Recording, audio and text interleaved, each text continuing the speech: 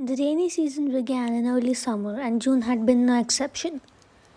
It did not surprise Tommy when he discovered rainwater dripping from his dining room ceiling.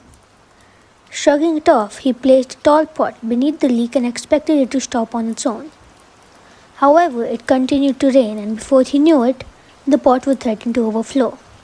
He had to dump out the water first thing in the morning and straight after he returned home from work.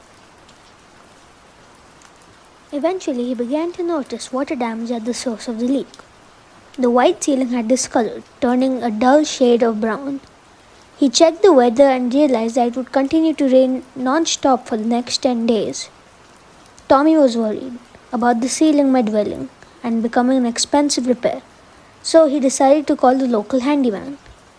Unfortunately, the man could not sign to have the repairs done, only his landlord could. It was a frustrating policy. The man called his landlord but could not reach him.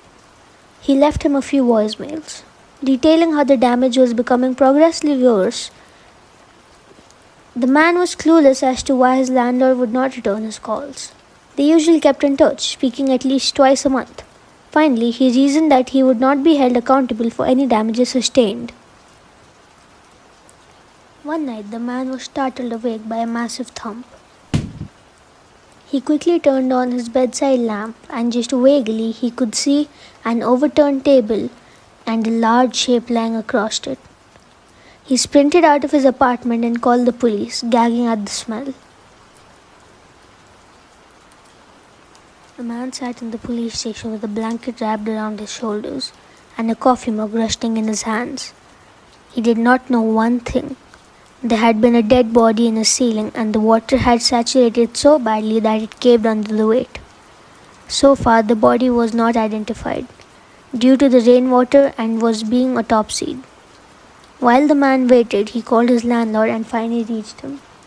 Panicking as he explained the situation, his landlord was just alarmed, and the man pleaded for him to come to the station while he made his statement. The man paused as the detective crossed over to him, and he lowered his phone, wondering if the body had been identified. His blood ran immediately cold and he shook his head with terror.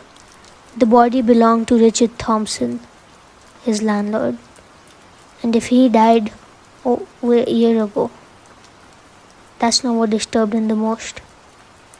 If his landlord was dead, who was pretending to be him?